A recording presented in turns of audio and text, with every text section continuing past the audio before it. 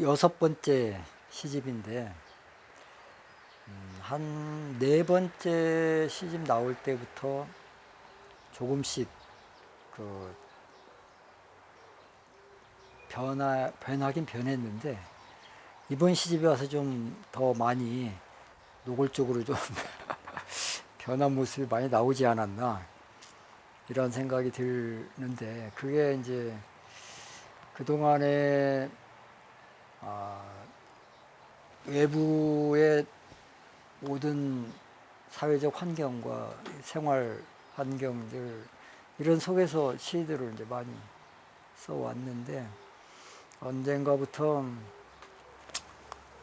이 사회의 변화는 개인의 변화, 내가 먼저 변화가 되어야지 사회적 변화들도 꿈꿀 수 있는 거고 그 변화의 어떤 흐름을 탈 수도 있는 거고 그런다는 생각이 강하게 들면서부터 내면화하는 작업들이 좀 많았어요. 개인적으로는 이제 생명평화 결사라는 단체 활동을 좀 활발하게 하면서 또 그 즈음에 이제 명상도 같이 시작하고 이러다 보니 이제 좀 많이 달라졌는데 그게 이번 시집에 와서는 좀 더 많이 그런 부분들이 노출되지 않았나 그런다. 그래서 개인적으로는 그게 더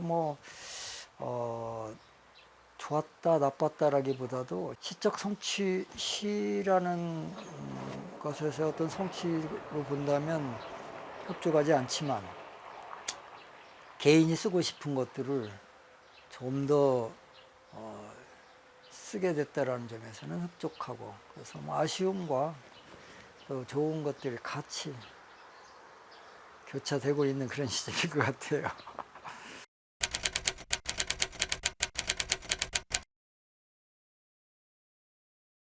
기쁨, 즐거움과 어떤 우울함 이런 것들 이제 조울인데 개인적으로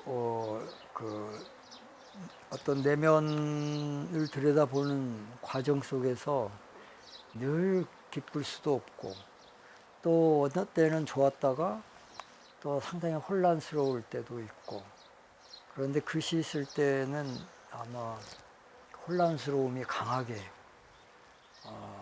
이 구체적 생활 세계 현실로 그런 혼란스러움들이 왔던 것 같아요. 그것이 이제 막 현재의 무엇 때문이 아니라 과거에 늘 안에서 있었던 것들이죠.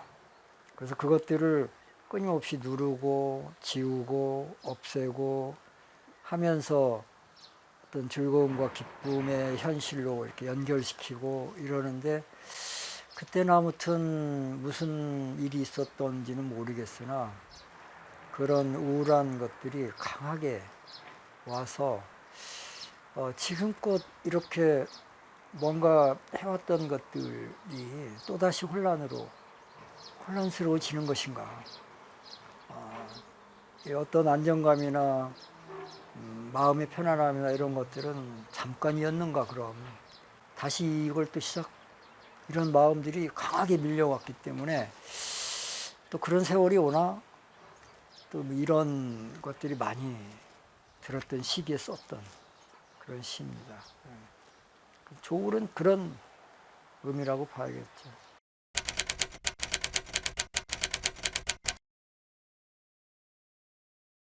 뭐 늘 찾고 있는 것이죠.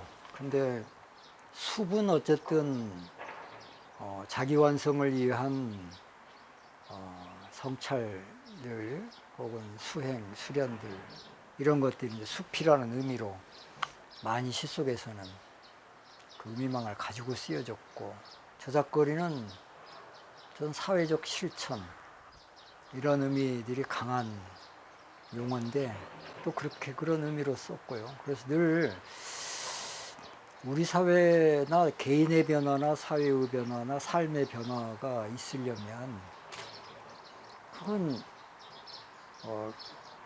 나의 내면에서 어떤 생각과 사고들이 좀 달라져야 되는 거예요. 변해야 되는 거고. 그것은 결국은 자기 완성을 위해서 자꾸 가는 자아실현이라는 말도 있고 거의 비슷한 용어긴 하지만 어쨌든 그 완성이라는 것은 끝이 없겠지만 도달할 수 없는 것일지도 모르겠지만 살아있는 동안은 어쨌든 그 길을 가야 한다고 저는 생각해요. 그게 이룰 수 없는 길이다 할지라도 이 삶이라는 게 그렇잖아요. 그런 것이 없다면 너무나 곱비 풀린 망아지처럼 다니게 되고 또 무엇인가 끊임없이 흔들리게 되고 그래서 그걸 붙잡고 있어야 되기 때문에 그건 숲이라는 의미로 그래서 이 집도 두텁나루 숲이라는 태코를 지었어요. 많은 사람들이 이런저런 한자 좋은 이름도 주었는데 숲이라는 걸 넣고 싶었어요. 내가 살고 있는 내가 안주해야 될 곳 혹은 내가 나의 내면에서 내가 머무려야 되는 곳은 숲이다. 이러한 것이 강해서 이 집에서 뭐 글도 쓰고 뭐 책도 읽고 다 하니까 숲이라고 쳤는데 두텁의 두텁은 두꺼비고요. 나루는 섬진강 할 때 섬진이 두꺼비 섬자에다가 나루진자. 이게 두텁나루는 섬진이라는 말이어서 섬진강가에 있는 집이니까 두텁나루 숲 이렇게 된 거죠. 근데 아무튼 그런 숲의 의미가 있었고 또 제가 전에 시 속에서도 인도에 그 관련된 뭐 철학서적들이나 그쪽 수행 관련된 책들을 보면은 숲에 들어가야 되는 나이가 또 있더라고요. 오래전에 그 시를 썼었는데 내 나이가 이미 이제 그쪽으로 보면 숲에 들어야 되는 나이가 된 거고 그래서 숲이고 저작거리는 어쨌든 현실을 살면서 구체적인 일상, 현실 세계는 나의 삶과 뗄 수 없는 거고 나의 삶의 구체적 현실이기 때문에 그 부분들은 이제 저작거리라는 의미로 나와 있고 살면서 그러한 사회적 실천을 어떤 형식으로든 해야 된다. 내가 시인이라면 시를 가지고 사회적 실천을 어떻게 해야 될 것인가. 혹은 아버지로서, 교사로서, 또 뭐 부모에 대한 자식으로서 또 많은 실천해야 될 일들이 삶 속에 있잖아요. 그런 것들을 통틀어서 저는 말하고 싶어요. 굳이 어떤 뭐 사회적 문제나 이슈를 참여해서 그 문제를 해결하고 뭐 이런 것도 물론 하나의 길이고 그 사람의 어떤 삶이겠지만 저는 그걸 동등하게 생각하는 편이에요. 그 무게에 있어서. 그래서 물론 뭐 5.18이라거나 민주화 항쟁 속에서 군부 독재에 대한 저항의 세월 속에서 많은 사회적 실천들이 빛나는 가치로 남아있지만 그와 함께 일상 속의 우리의 실천들도 똑같은 어쩌면 가치와 의미를 지니고 있는 거다. 역사 속에서 두드러지는 것만 역사가 아니다. 라는 건 당연한 거 아니겠어요? 그래서 그걸 폄하하거나 가치를 절하하는 것은 아니지만 일상의 현실도 대단히 중요하게 스스로가 받아들여야 된다. 그래서 저작거리 의미는 그런 것도 함께 포함되어서 나오고 있는 것이죠. 그런 의미들이 이제 다 들러붙어서 시들이 이렇게 쓰여졌고 그랬겠죠.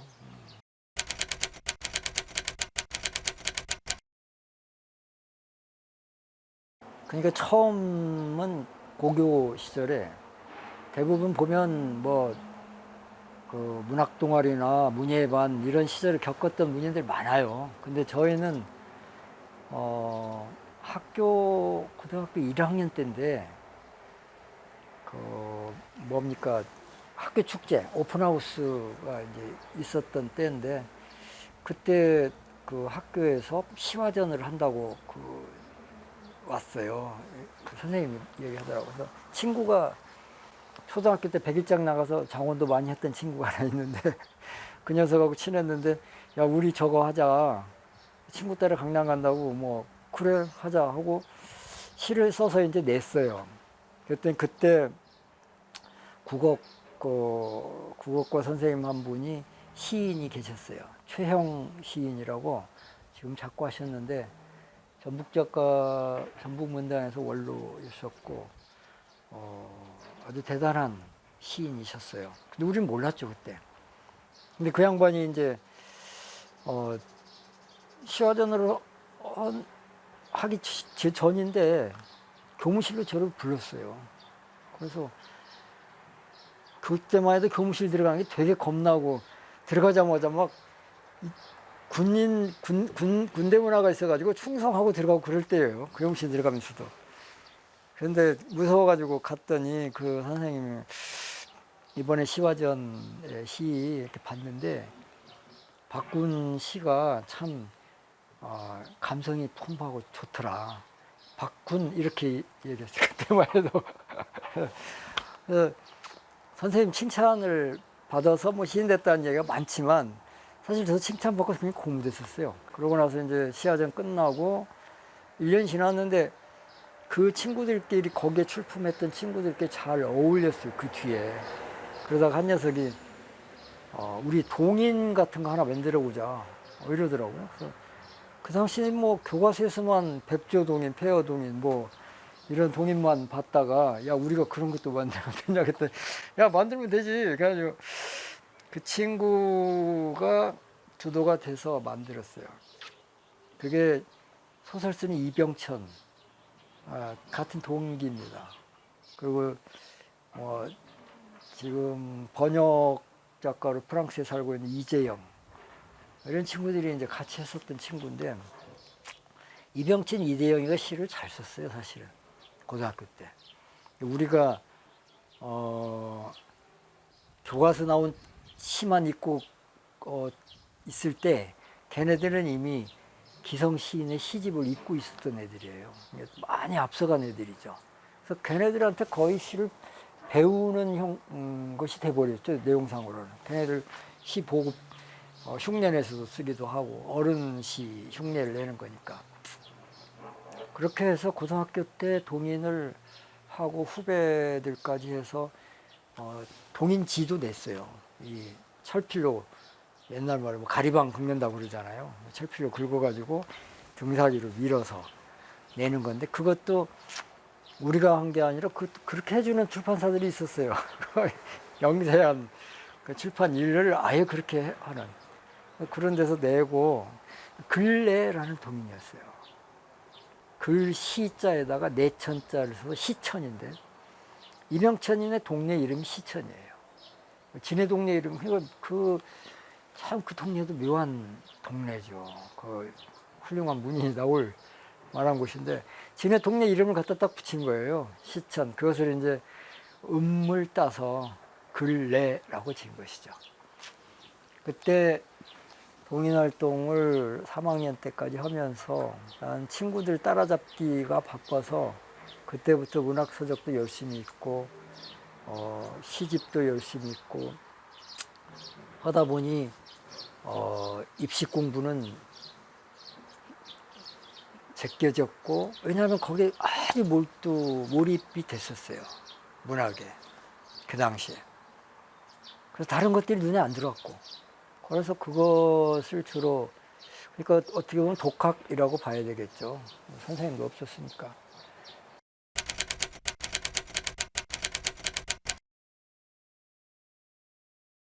현 주소죠. 저로서는 지금의 이 나이에 이 상황에 처해 있는 현 주소가 지리산인데 학교의 마지막 학교를 구례에서 맞췄어요.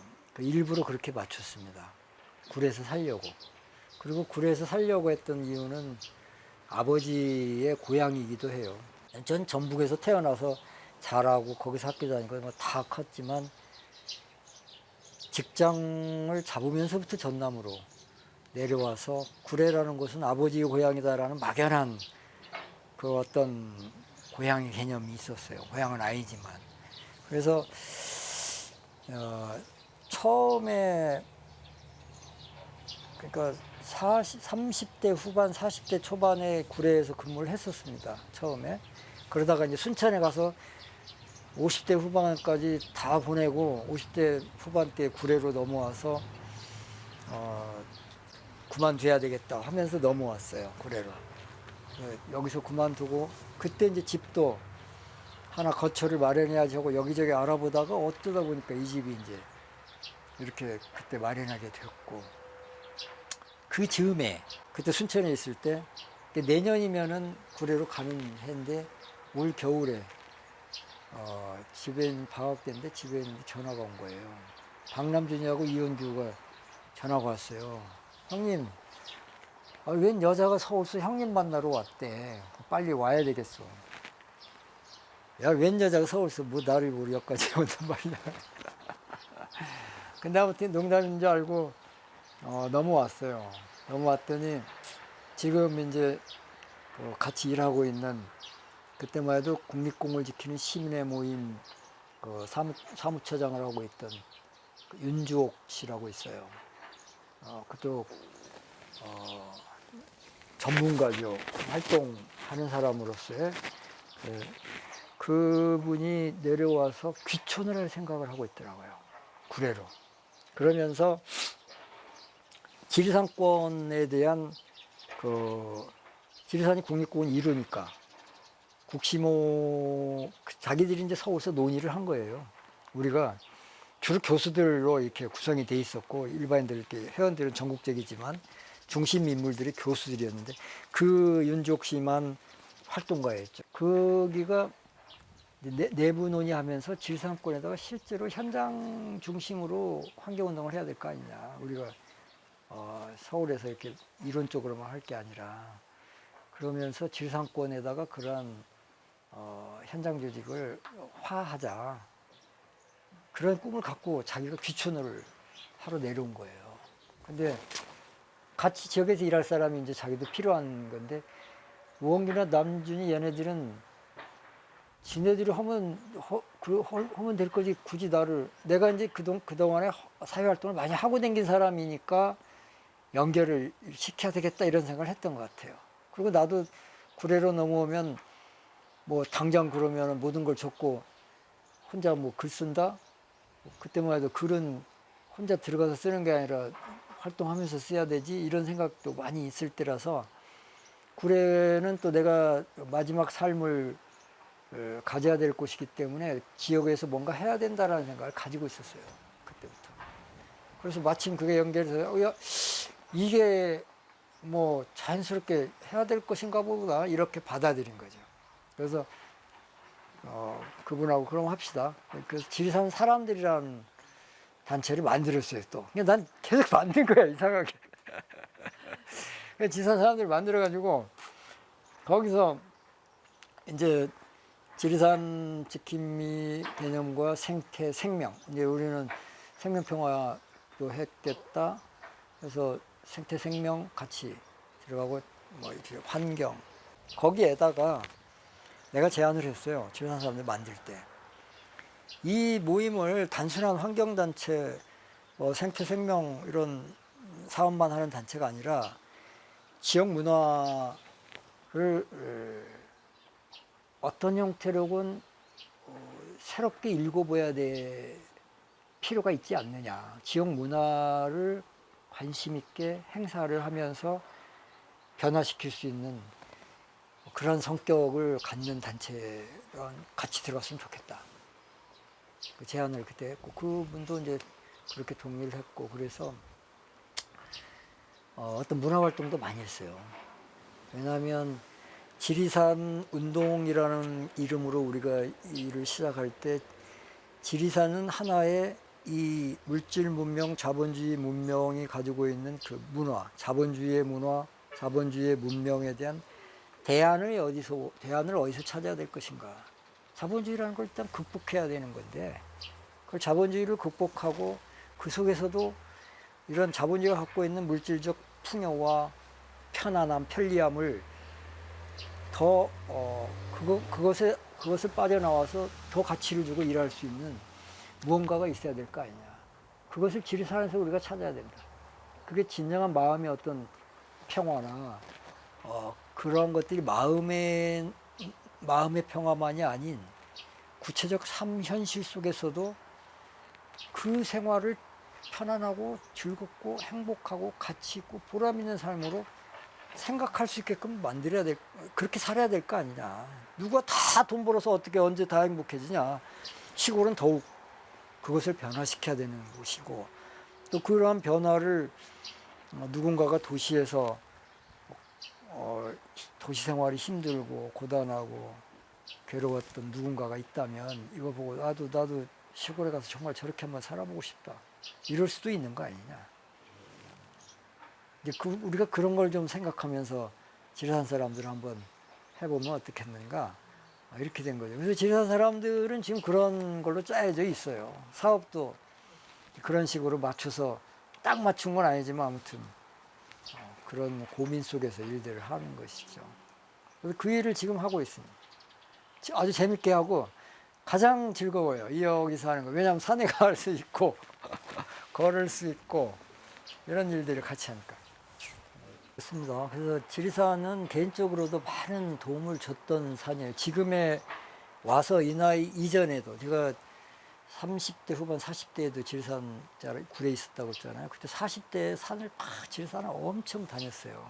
산이라는 곳은 오로지 지리산만 다녔습니다.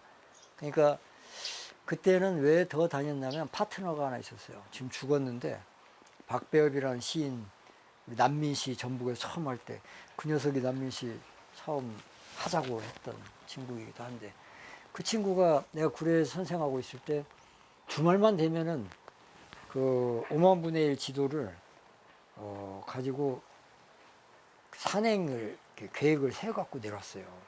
근데 지금은 그 비등산로는 못 갑니다. 근데 그 당시에는 갈 수 있었어요. 근데 그 당시에 걔 말로는 이제 과거 빨치산들이, 산사람들이 다녔던 루트도 우리가 한번 다녀보고, 그때 그 사람들의 심정이 도대체 이 길을 그 상황 속에서 다닐 때 도대체 어떤 생각이 들었을까를 짐작이라도 한번 해보자, 지리산 다니면서. 난 그 말이 너무 깊게 들어와서 그러자. 그때만 해도 뭐 빨치산 하면 아직도 거부가 많이 심했던 이런 단어였지만, 그때 이제 그 공부를 하기 시작한 거예요. 지리산 근현대사에 관련된, 빨치산과 관련된 그 활동과 관련된, 또 그들이 관련된 기록들도 찾아보고 관련된 사람들도 만나보고 하면서 그쪽에 대한 생각들이, 인식이 달라지기 시작했고, 그분들은 몰라요. 그렇지 않은 사람도 있겠지만 어떤 이념과 사상만 가지고 움직였던 사람들은 절대 아니에요. 그 산으로 올라갈 수밖에 없는 상황들도 천차만별이잖아요. 사상과 이념 때문에 간 사람도, 처음부터 지도하러 간 사람도 있겠지만 다른 요인들이 너무 많아요. 친척 중에 누가 있으면 밑에서 못 견디니까 올라가. 그러한 어떤 역사의 소용돌이 속에서의 외로움, 고독감, 인간적인 외로움, 그리고 또 동지적 관계 속에서 가지고 있는 인간적인 뭐라고 해야 될까, 그런 부분들, 뭐 이런 것들이 너무 밀려오더라고요. 그래서 이걸 시로 써야 되겠다. 근데 첫 시집에 거의 다 구례 이야기고 빨치산 이야기고 산 이야기예요, 첫 시집은. 근데 사람들은 잘 모를 거예요. 지리산은 그때부터 각별했고, 지금에 와서도 뭐 그걸 그런 바탕 속에서 또 새롭게 지금까지 이렇게 내 안에서는 진화가 된 거죠, 지리산. 네.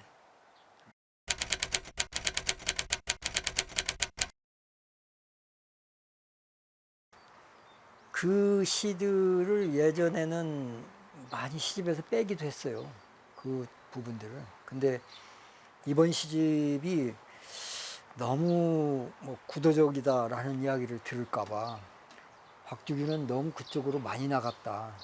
이런 이야기 듣기 싫어서 그렇지 않다.